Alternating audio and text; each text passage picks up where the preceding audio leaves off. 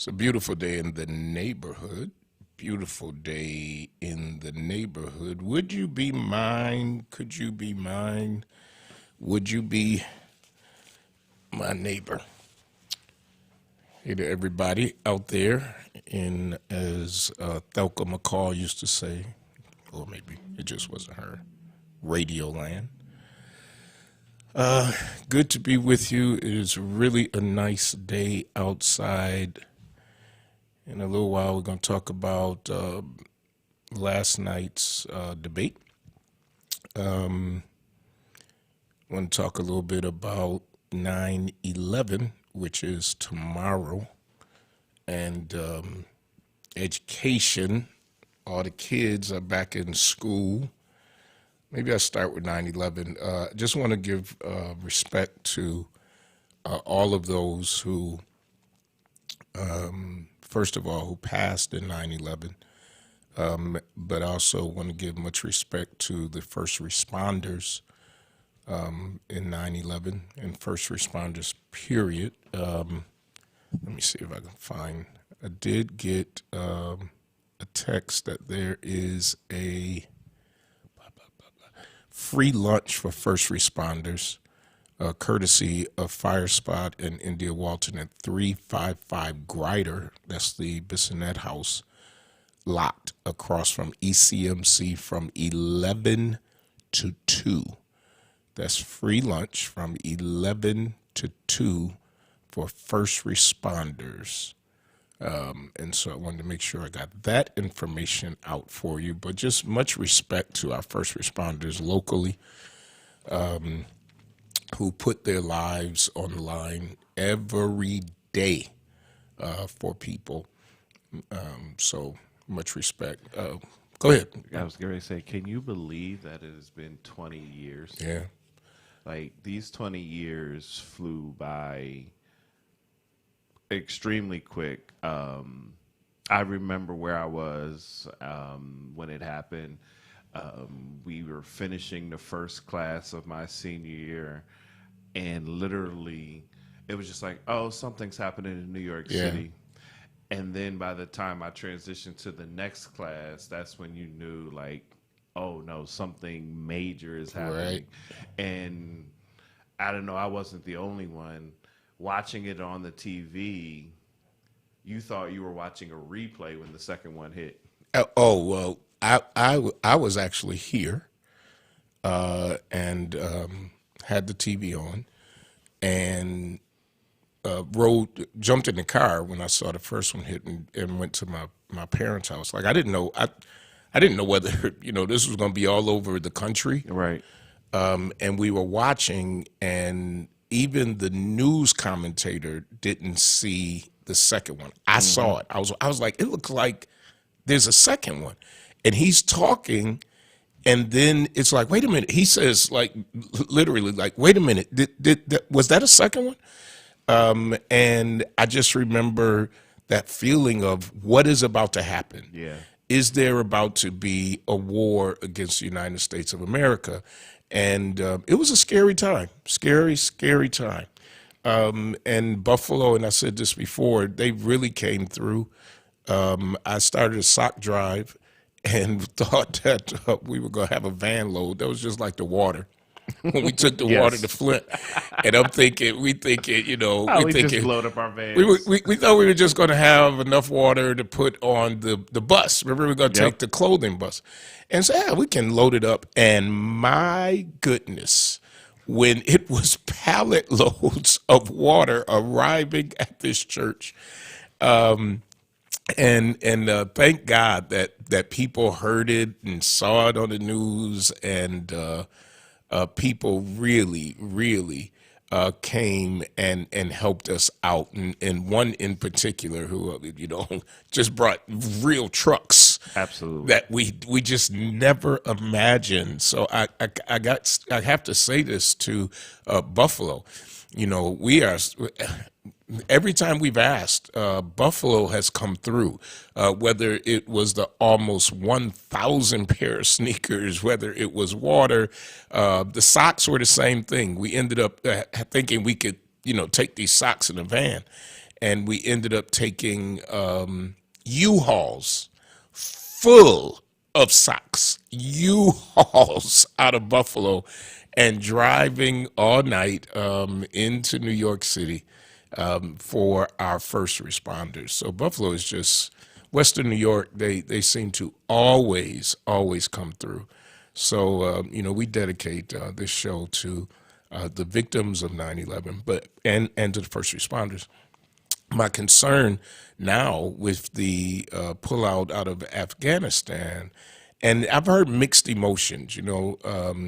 Some people say, like Art, who's we call him the 10th council member. He said, and he's a veteran, a proud veteran. He says that Biden did the right thing because we had to leave sooner or later.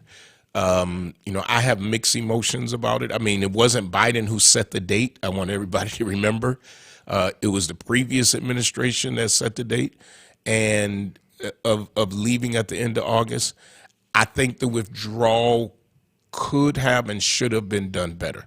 I agree with that. I don't think we could stay forever either, but I also think, shame on the president who just hopped up and left. He's over in Saudi Arabia, I think. He just left. Mm-hmm. He left his country. And then, of course, when that happened, the military broke down.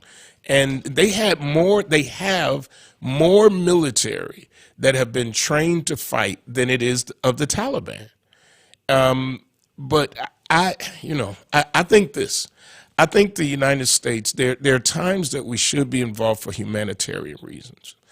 But, if people choose to live in a certain place and that they choose the religion of their choosing and all that, we, don't get involved if you ain't gonna help. Right. Because we got our own problems over here. But I am really afraid for the women who have made such advances in Afghanistan. And the reports now there have been killings, allegedly, according to the UN, of people who are protesting. Thank God a plane load just left out, I believe, yesterday or day before, of Americans, and not just of Americans, but others who are authorized to come to America. But for those who helped America, we should be helping them. Those translators who are left in that country, who now literally their life is in danger, we should be helping them. And I'm a Democrat, I got it, but that doesn't mean I walk lockstep with what Democrats do. At the end of the day, we owe it to those who helped us and kept our troops alive by translating, those who took care of our troops. We cannot abandon them. And then those citizens of Afghanistan who want to stay in Afghanistan, and that's up to them. But I think it's a shame. I really do. And I completely agree. And I actually was in a restaurant and ended up sitting next to a guy who worked in the CIA. Mm-hmm. And I didn't know, because like you said, you could talk to a bunch of people and there's different opinions about the rollout and how we pull out and everything else. First of all, we agreed on the fact we stayed not only too long, it should have been, because we only went in because of nuclear weapons and weapons of mass destructions. That's what the second President Bush told us. But then this 20 years of habitation in Afghanistan, I think that's where we got too into the weeds. It should have just been a mission, get in, determine, and come back out. Once you stay 20 years, there's never going to be a good time to pull troops out. And that's going to be the problem.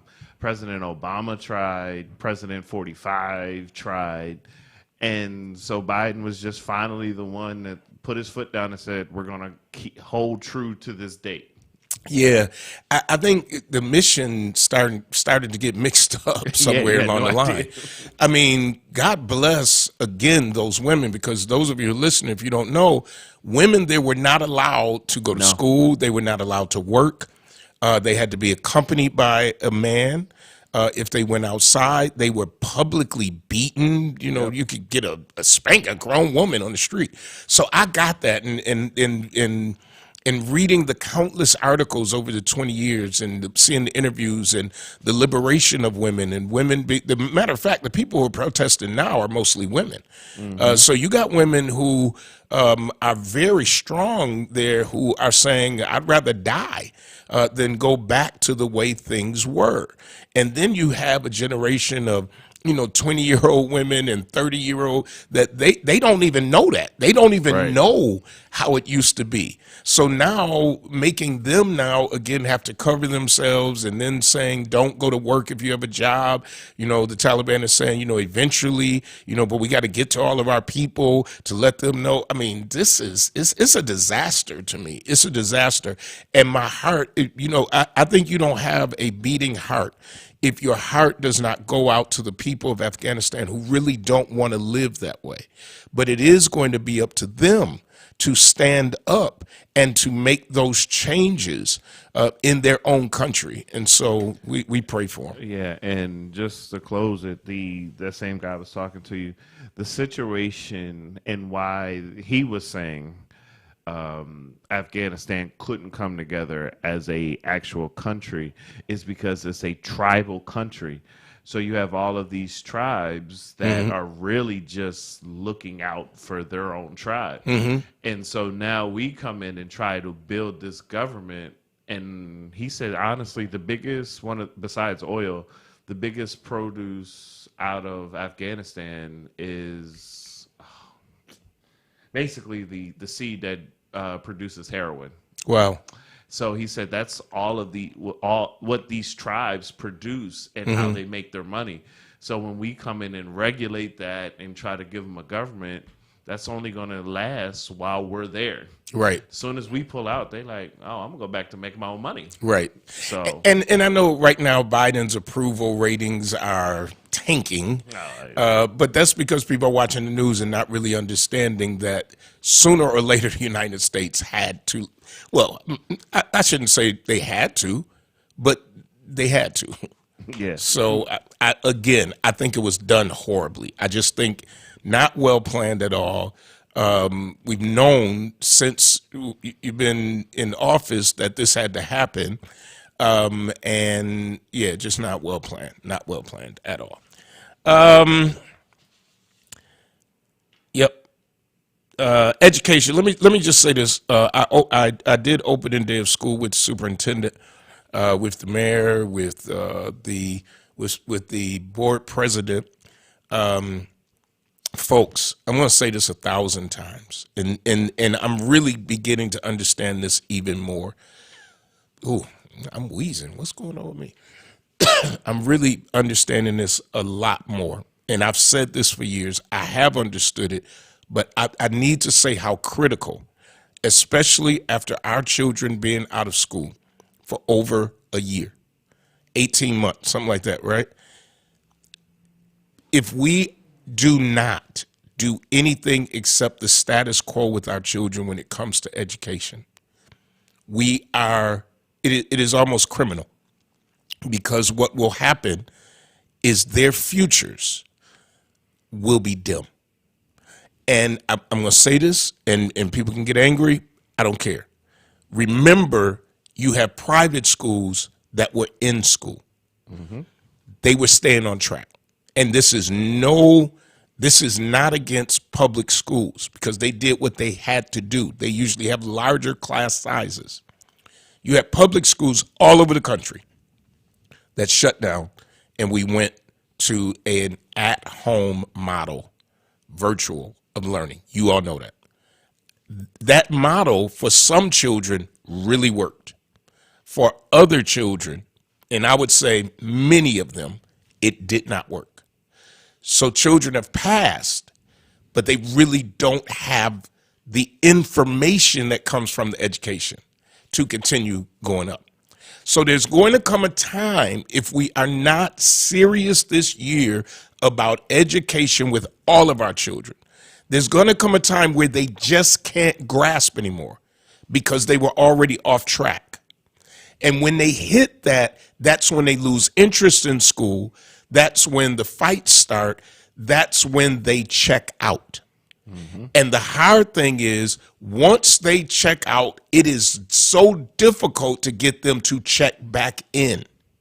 And by the time, if you got teenagers, this is so important, because when they get to 16, now the age of education is 17, but at the end of the day, when they get to 16, ain't nobody chasing them no more. I know many 15 and 16-year-olds that have dropped out. Yep. And the system is not built to pay that much attention to them. And no police officers come in to get your child and make them go to school. No, there's no such thing as a truant officer anymore. It's not going to happen. And if you're blessed and you got a good principal and they reach out and they try, but the problem is that it's not that the child doesn't want to be in school, the child can't keep up. So we have to be serious. I said to Monique, and she's looking at a program for even our boys, that I don't care if you got homework or not, and this is just in my house. I want them doing grade level work regardless. So you cannot come into my house and watch the game all day. I want something going in their head that is going to help them either maintain or achieve higher. And I'm pushing it, and I'm begging parents and grandparents and aunts and uncles to please, this is so important, because what will happen is in another 2 or 3 years, when many children will just bottom out, they'll just stop. What do you think they're going to do for money? What do you think they're going to do with their lives? It's going to be tough. So I know I'm on my soapbox, but I'm so afraid. And then I don't want people to say later, well, ain't nobody say nothing. Ain't nobody do nothing. Ain't nobody. No, that's not true. But at the end of the day, it has to be in the individual homes. And that's it. School district can only do so much.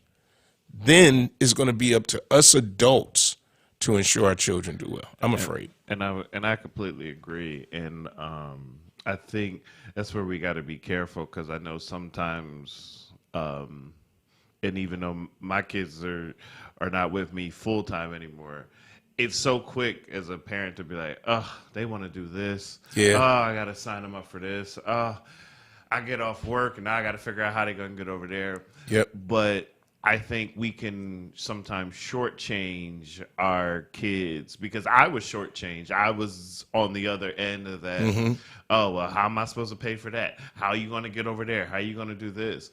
But there's opportunities that you miss. There's social skills that you fail to learn by not doing it. So it's a sacrifice for everyone. It's a sacrifice on the parents or the guardian. It's a sacrifice on the kid, because then, like you said, they're not doing what they want to do, but they're doing something that's an investment into their future. Yeah, and listen, I got two now. Both of the boys, because the older boy is in high school now, so he's going to one school, and that school is all the way in South Buffalo. The younger one is still in Buffalo, like downtown. Both, if we put the younger one on the bus, he's got to be on the bus at 6:30 in the morning. That's demon hours in my house. 6:30 in the morning, which means you got to get up at 5:30 in the morning. I completely agree. I can't function. So what happens is she's got to take one to school. I take the other one to school. Which you just said it. It's part of what you just got to do. It's what you have to do. Because I know my kids do not function well at 5:30 in the morning. They just don't. And hopefully they'll get more bus drivers, and these pickups can be a little later, because it's 6:30 in the morning and school don't start till 8. So that's an hour and a half on the bus. That's brutal, man. That's brutal. So when I tell you I'm not in the best mental space right now, because I have to get up so early to take him to school. My brain is tired right now. My body is tired. Everything about me is tired. So mental health moment, I told you I always try to deal with mental health. So mental health moment is when you just can't take it anymore, just go away by yourself and be quiet. Just shh. And I mean, I'm telling you, and get refreshed. And then you got to go. You got to get back into the day. But it's okay. Give yourself the license to take a drive. Give yourself a license to sit still and do nothing, or do whatever it is you want to do for about 10 minutes. I promise you, it works. It works. May Bynum says, thanks for looking at the big picture. Carolyn Lane agrees. So yeah, that's the serious stuff that I wanted to talk. Oh, it's all serious that I'm talking about. Last night's debate, it was something.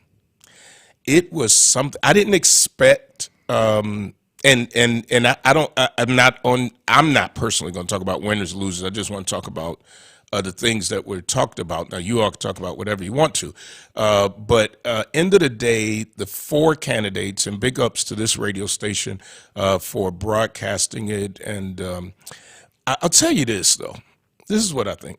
In a city, the second largest city in the state of New York, there should be a debate that is on television. Agree. I agree. I wanted to be on radio, of course, and I wanted to be on this station, of course. However, there should have been a stream to a television station so that people did not either have to have an app or they didn't have to go on Facebook. Everybody's not on Facebook. How these television, and I understand, I believe it's Channel 2 may be inviting the candidates, and I hope they take Channel 2 up on it. And I don't care whether it's 2, 4, or 7, but this is huge. You have to know what people who want to lead this city, the second largest city in the state of New York, what they feel. And I think, for full disclosure, another station was trying to have a debate aired. And I don't know if one or both. I know one of the candidates denied doing another televised debate. So this is how I feel. When you run for office, and Katrina says I agree, when you run for office, people, they don't just want you to knock on their door. They don't just want you to leave a flyer. They want to know what you believe in. They want to know what you say you're going to do. And to limit that, or to say, well, I'm not debating on a major station, that doesn't sit well with me as a voter, because then it limits. Now, there were two other gentlemen. I did expect, of course, the mayor to be on the debate stage. I obviously expected India Walton to be on the stage. Now, you had two other people, and I think some people wanted, everybody who said they're going to be on or going to be doing write-ins and all that kind of stuff. What do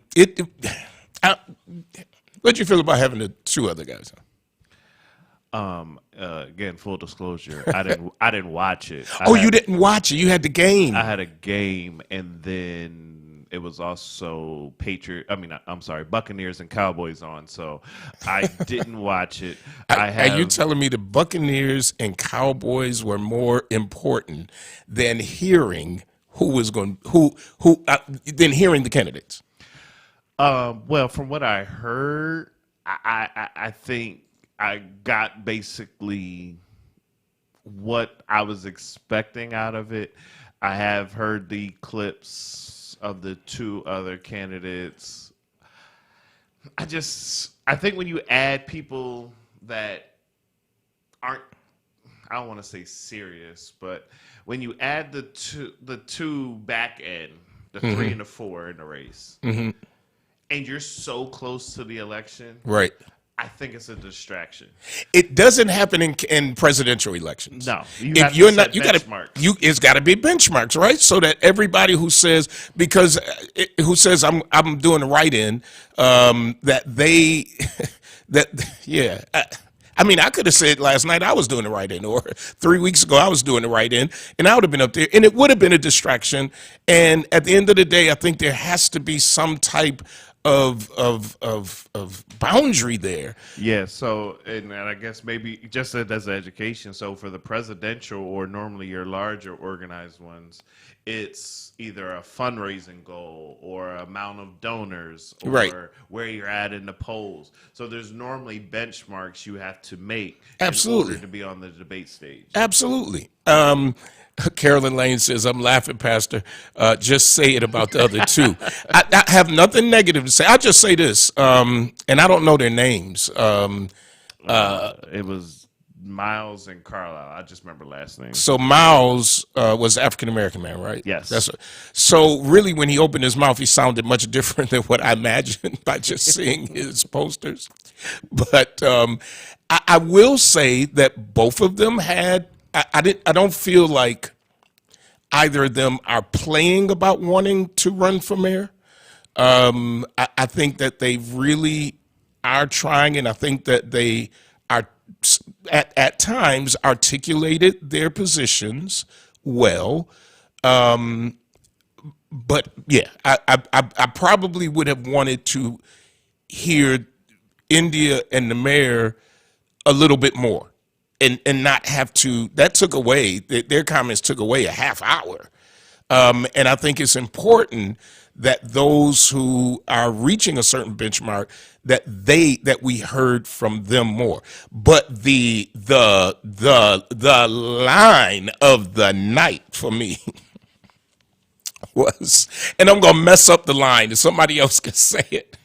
The line of the night for me was when Byron Brown said, when the man says, I met the mayor before. Well, okay, people say they met me, and they probably have, but you know how many people you meet in a day? So he says, I met the mayor before, and the mayor says, basically, and I don't quote, it's basically, I don't even know who the man is, and after the night, I don't want to know who he is. Yes, that's exactly what he said.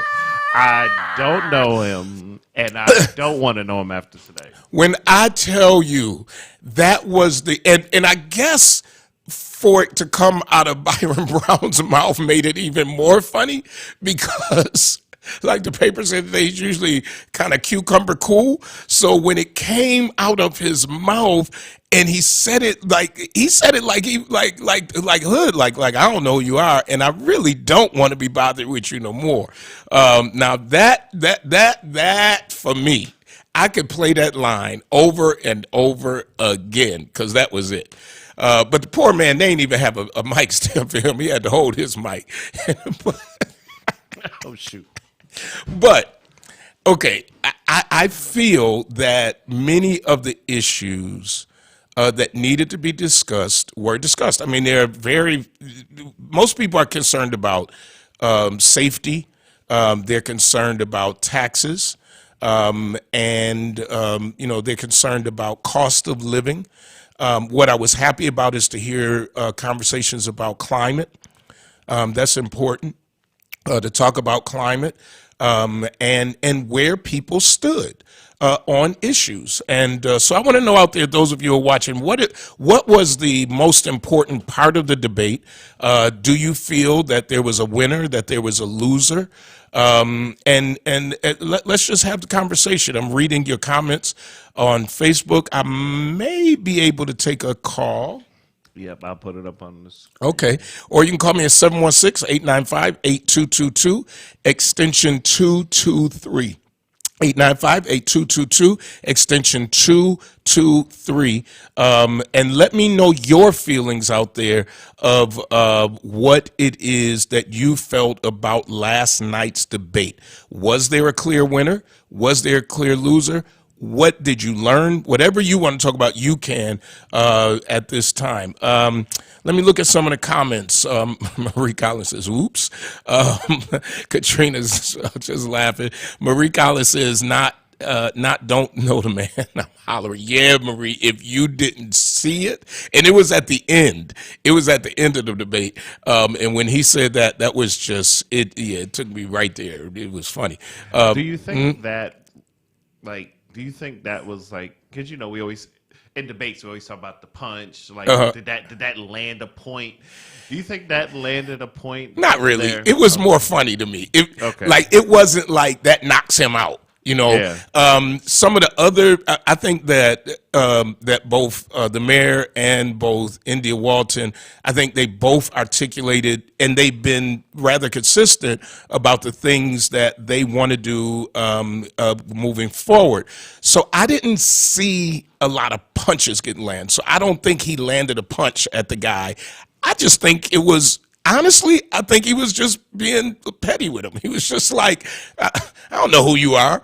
But I do have a question about the guy. This is just, you've been doing campaigns. Mm-hmm. I just never seen campaign signs and then it has a P.O. box that's in Cheektowaga while you're running for, and this is no shade. I'm just asking the question. Have you ever seen a candidate run for office and have a P.O. box on their stuff? Never, and not with a P.O. box. It's not in the city of Buffalo. Maybe all the P.O. boxes in Buffalo are full. Maybe, but I'm also heard that this might be the same guy that came with jeans onto the debate. So he came yesterday. Oh, I couldn't see behind the podium. Yeah, I was informed that he wore jeans. Okay, Higgins wear jeans. Okay. Never mind. Okay, let me go to the comments. He does. Higgins made up his own style.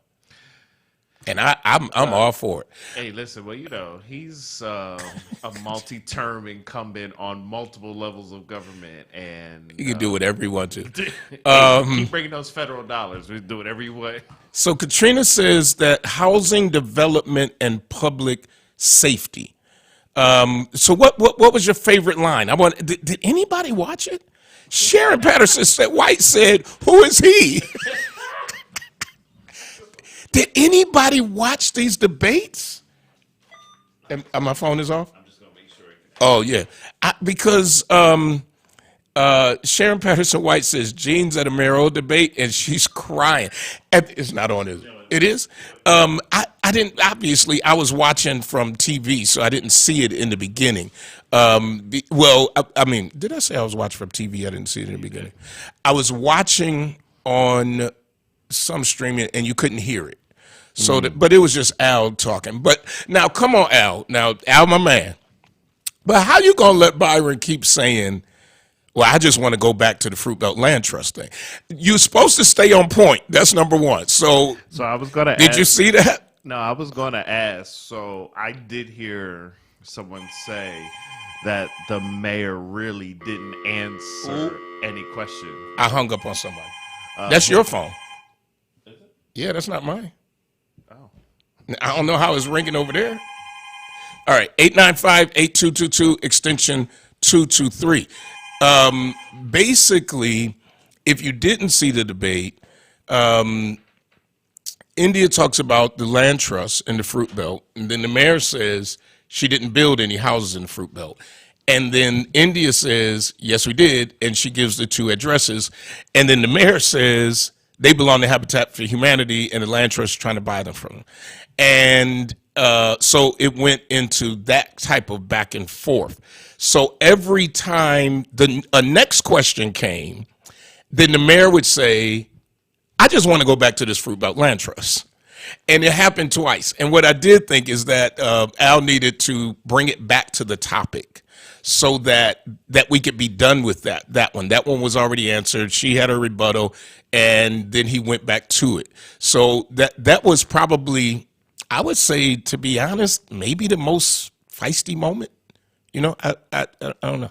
I'm looking for your opinion. Tell me. Sam Rafford says, interesting answers on the mayoral involvement in education question. Yes. So the question was asked, how much should the mayor be basically involved in education? And if I remember correctly, the mayor talked about, if I remember correctly, could be wrong, not advocating, that he had tried that, you know, what his involvement was, the reading in the summer, yada, blah, blah, blah. And India talks about basically the mayor needing, whoever is mayor, needing to be more involved. So that was an interesting back and forth on, not back and forth, but positions. I can't remember what, in all due respect, and I'm not disrespecting them, I just don't remember what their responses were. And probably because I was more in tune, listening, my listening ears were on more to India and more to Byron. So when my listening ears were on more to them, whatever the other two said, I don't remember. So somebody else out there may remember. Katrina 20. Let me get my glasses out. Why all of a sudden can I see that? Here come the comments now on housing development, but minus 2 houses developed by Habitat. Now I will say this. Is that they did from what I remember, they did a joint venture. Yeah, it was a full partnership. Yeah, it was a partnership. It was 2 houses. It was a partnership. So God knows that, you know, we've done partnerships before, because what the partnership is that one partner brings something to the table that maybe the other partner does not have, and so it was, from what I remember as council member, it was a partnership. Is that my phone? Yeah, that's you now. Oh, okay. Caller, are you there?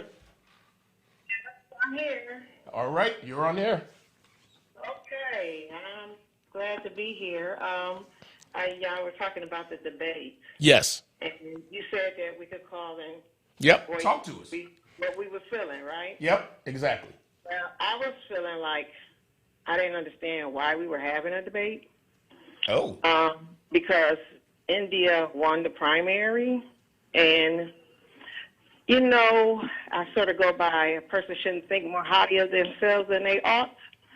So somebody did, and they lost the primary because they didn't think they had to campaign. So now that you're not on the ballot officially, you want to debate. I don't understand. Like, we're backtracking.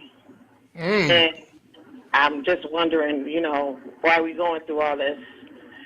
Because I feel like, to me, it shows a high-mindedness, which I don't like to see that part. Even if you've done good things, it's showing me like your true colors. So to me, it's like I didn't want to participate in it. Mm-hmm. You understand what I'm saying? Did you watch it? No. You didn't watch it? No. Wow. Thank you, caller. I appreciate you. 895-8222, extension 223. She says there shouldn't have even been a debate. What do you think? I can argue both sides of that. I mean, even in a congressional or any debate, any political system, there's normally a debate in the primary and there's another one before the general. So I'm not opposed to that there was another debate after the primary. Yeah, and I think that because, I mean, let's look at it. There is an incumbent mayor. He did lose the primary, but he's still running. Obviously, he's still in. And the only reason I think there should have been a debate is people need to know where you stand, and so that you are not just blind voting. So, I mean, that's an interesting take, though. The caller says, why was there one? Merlene says on Facebook, he didn't answer questions about what he would do in his first 150 days. Instead, he talked about his accomplishments. Sam says, He said he would be willing to, thanks Sam, to take over schools if the state gave him an option. Now, I will say this. That's me again. Is that me? I will say this, that I have personally, the mayor has personally and publicly tried to take over schools. So I want to be clear there. I know that for a fact. I am not convinced that that's the best model necessarily, because having power without the resources, and I think the jury is out on what I feel about mayoral control of schools. I think someone has to be in charge, and I get it because people feel like you can then hold the mayor responsible come election time if the schools aren't doing well. So the jury's out for me on whether, but I do believe that that whoever leads a city has to be involved in education at some level. They just have to be, or else we're running cities, but our children won't be making it. Caller, you're on the air. Hello, Bishop. How are you today? This is Katrina Martin Bordeaux. You know what? I thought that was you at first on the first caller, and I got ready to say, that sounds like Katrina. I'm so glad that I didn't. Hey, Katrina, what's up? Hey, not much. So I just want to weigh in a little bit on the issue with the debate. Debates are called by the organization and agency that would like to call the debate. So, I think we should make it clear that the mayor does not have power to force any organization to have a debate. Right. People can participate or not participate. I wish he would have participated in the primary debate. Yeah. Also, with the issue in schools, right? So I see we have a reality about what we can do, and then a different reality about what we really can't do. So the power that a mayor has, they don't have power to set that structure of the school system in relation to class sizes, or things like that. So I think it's important for, people to know that we may want to do things that we can't do. We might want a Bills stadium in Buffalo somewhere, but, we might have just as much, influence as picking up a phone, but legislatively, you may not have the power to do those things. And I think those are things that are missing within, basic civic awareness and lessons within the community. And I think that civic training has to start at the very least by, the age of 12 years old, where, we start training our kids up and our students up to take control of the citizenry. Mm-hmm. So, well, those are just some points that I got a question for you. I wanted to make. I got a question for you. Do you think this stadium should be in the city? I do think the stadium should be in the city of Buffalo. If the city of Buffalo had power to, some kind of legislative power to have it in Buffalo, I think we should have it in Buffalo. I know that, in relation to maybe some environmental issues and things like that, there's a pushback as far as it being on the outer harbor. The good part about the outer harbor is that there's just one parcel owner. Other places that have been identified are several parcel owners, anywhere from 13 to 30 some odd parcel owners. So that's harder to acquire that land to actually build, a stadium. And then I know that there's actually an associated cost, right? Right. So, I understand if the taxpayers are not willing to give up $2.4 billion or $2 billion to contribute to, a stadium. But yes, definitely I would like to see a stadium in the city of Buffalo. Thanks, Katrina. Appreciate your call. Thank you. You have a good one. You too. Mark, stadium in the city or at Orchard Park? Oh, I'm in the city all day. First of all, and nothing against the city. I hate driving to Orchard Park for any event. There's multiple ways in, but they are all backed up. It's a. You don't think the same thing would happen in the city? No, because I think there's easier means to get in and out. You can create. See, I guess I have a different city mindset. So, like, Cleveland has figured it out. Pittsburgh has figured it out. Philadelphia has figured it out, where all of their sports arenas are downtown right by each other. I don't get this pushback of why it has to stay first ring suburbs. I just don't get it. Well, I'll say this. I agree that the stadium should be in the city of Buffalo. Katrina was totally right that sometimes people think like, well, why isn't the council making? Well, we can't. That's not our call. No.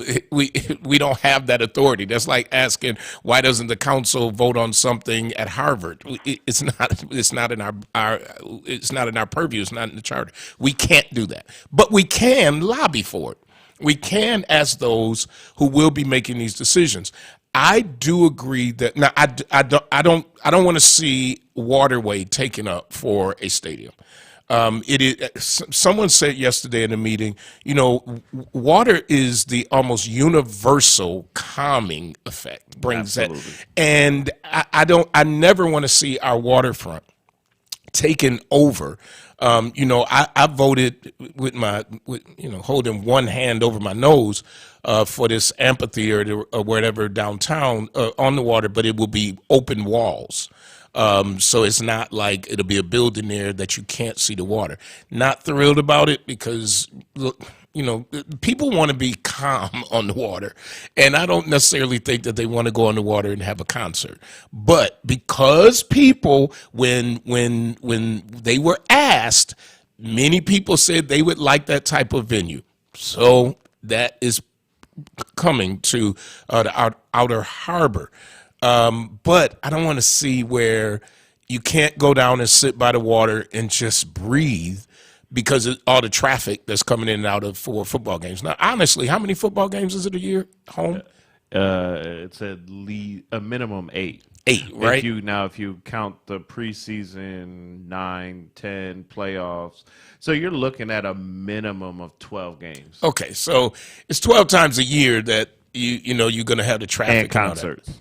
And concerts. Well, and I knew that they weren't going to put a dome on it because someone told me that years and years ago from the Bills organization. But I still think it needs a dome. Retractable. Yes, a retractable dome. I mean, we're spending all that money. Let's have a facility, especially since you are going to use tax dollars. You're going to have to use almost everybody uses a portion of tax dollars. Then let's have a facility that you can also utilize in the winter, except for snow sports. I mean, come on. It's obvious. Even the new Ralph Wilson, well, not the new, but the redone park that is going to be down at what was once known as Centennial Park, then known as LaSalle Park, known as Waterfront Park. They're putting in a sledding thing, where you'll be able to sled in the winter. We have a lot of cold days, and we got a lot of snow days. So I just don't understand not having. If we're going to have a facility that big, I do think, and I know I'm all off topic. We're talking about the debate, and I got a caller on hold. Caller, you're on the air. Yes, greetings. Give thanks, first of all, for having the open comments, and second of all, I would like to thank Black media for being able to be together and actually organize something that gave everybody an opportunity. Looking at it from my perspective, it looks like the only way to know the future is to pay attention to what Black people are saying or doing, which goes into my second part as we move into the debate. I think that we're witnessing a generational, and I think that we're witnessing a population change. As a result of the census, you now realize that it might not be proper for us to keep saying that Black and brown people are the minority. So that means our thinking has to change, our expectations have to change. And because we're between generations, many people are trapped in what they were taught, which doesn't mean that it was right. I did hear the first part of the show about Afghanistan, but remember that whole premise that the argument was based off of was wrong anyway. So we really don't know what the mission was going overseas. That's not the point of the debate. So with the debate, I think that as Katrina is saying, part of this community right now for this next set of generations has to be to teach civics. There were some comments on Facebook about 4 or 5 months ago, and I wrote that it's going to be one of the greatest civics lessons in history. And every day, even people who know the system are finding out how many different loops and turns and opportunities and ways to keep on strategizing. I think it's a great time for us to learn. Yeah. And regardless of what happens, Lord willing and the creek don't rise too high, in 2022, we're all going to be here. So what are our plans forward? with the numbers changing, I pray that we develop a black agenda, because there are a lot of voices that are communicating, and many of the issues have to deal with what's important to black people, and we're not demanding what we're needing. We're waiting to see what other people are saying, and I think that's just what a part of us understanding civics and understanding how much power we really have in the organized flesh. So long live communiversities and people who are trying to educate people. I got a new name for you, too. You have to talk to me off air about it. All right. Thanks, Ross. We love you, bro. I love that dude. He's right, and I agree with Katrina on this, and with Ross. We have to educate our people, and we're going to start a hybrid of our community, which will, of course, be on Zoom soon, because I think it is so important to educate our community on those things, because so many people just do not know, and they don't know what they don't know. So they believe whatever they read on Facebook. Let me see. Janique Curry says mayoral control over the schools is debatable for me. While education is a huge key in developing future leaders and changing our economy, the diligence and education required to even start to begin to understand the nuances of state education law and all the other mandates outside of the budgets is a huge undertaking. And I think that Janique just kind of articulated why I'm on the fence about that, because at the end of the day, I mean, it's like I want somebody paying full attention to our children who knows what they're doing. Now, mayoral control doesn't mean the mayor would be the superintendent. You would still hire a superintendent. But I just don't want that to be played with politically. Our kids, that's why school board races are allegedly nonpartisan. Allegedly nonpartisan. So I don't want our children's education to be a political football. And when what Ross talks about agenda, to me, on the top of black agenda should be education. And it should be on the agenda for the responsibility of both the school district and both the community. Education needs to be number one. Caller, you're on the air. Yeah, this is Brother Sam calling. Hey, Sam, what's up, bro? It's all good, Bishop. How you doing today, sir? Good, sir. Yeah, I hear what you're saying on, the mayoral control education. I just think that when you look at the other big 5 school districts, look at the 2 that's doing the best, New York City and Yonkers, they both have mayoral control. And I just think that in order to guarantee that you have, competent people who are having oversight on education, you got to have it to where it's so much political control or so much union domination. And here's the biggest issue, Bishop. Mm-hmm. We spend over $1 billion on education every year. You know what I'm saying? We spend almost $25,000 per student. And we look, and 75% of our kids don't read on grade level, 80% don't do math on grade level, 75%, according to the state education department, don't graduate college or career ready. And that's been going for, now 20, 30 years, right? At some point, we cannot keep doing what we always did. We got to do something different. Sam, what do you think is the difference in New York City that they're doing better? Well, I think what happened is when the mayor took it over, then you have the concentration in City Hall on it. You don't have it as, in an election with school board members, you can get stuff all across the board. You get people with political interest, no real background, and no real oversight of the superintendent. With a mayor, you're going to have real oversight of a superintendent. You're going to have people that's advising the mayor, based on that. The reality is the school board election becomes a popularity contest. You don't have no guarantee of qualified people who are going to monitor the superintendent and to give us predictable outcomes. And that's just the reality. I mean, I'm not trying to, that's not a cast of aspersion on anybody on the school board. It's just simply saying we cannot leave our education, we cannot leave it, to have it as a question based on people's popularity. We got to have, experts. We got to have professionals. We got to have people who are, trained to get these outcomes, and then we got to hold them accountable to getting these outcomes. Bishop, we are spending $1 billion in taxpayer money to do this. You go to Texas or Arizona, they spend $8,000-9,000 per kid. We spend $25,000 per kid, and we got worse results.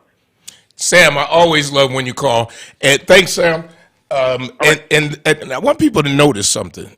How two people don't have to necessarily totally agree and then not go after each other, but educate each other so that we all are heard. I appreciate Sam. Absolutely. And you know what I mean? These are the type of conversations we cannot be afraid to have and then feel like, oh, somebody's against you. There ain't nobody against you. People are bringing to the table what they earnestly believe, and it helps educate us all. So we'll have that discussion again. Hey, listen, Wednesday, September 15th, between 11 and 2, our food pantry will be having their monthly mobile outreach full of fresh vegetables. Fresh vegetables, folks. Stop by the True Bethel Church. Listen, we've been trying to cook a little better in our house with these fresh vegetables. And she made some pepper steak and rice the other day. Whew. Ooh. Okay, I digress. So that's Wednesday. And don't forget, every Wednesday, our clothing pantry is open. And every Wednesday and Friday, the food pantry is open for you. Listen, I got to get ready to go. There's a lot of comments. You can go read them on Facebook. On Power to the People radio show. Power to the People. Power to the People show. Power to the People show. Power to the People show. Hobson's the Doctor of Dry Cleaning, 874 East Delavan. It's 874 East Delavan. They've been in business for years. They give back to the community. And you want to know what? The reason you're able to hear us and the reason we're able to have these very enriching conversations is because of Hobson's, the Doctor of Dry Cleaning. Pay them back by going and taking your clothes there today. And also, Brian K. Lewis Funeral Homes, 3 locations to serve you. You know them by heart. You've been listening to me say them forever. In your time of need, the name to call when you call the operator is Brian K. Lewis Funeral Home. I, for once, am done on time. Until next week. Power to the people.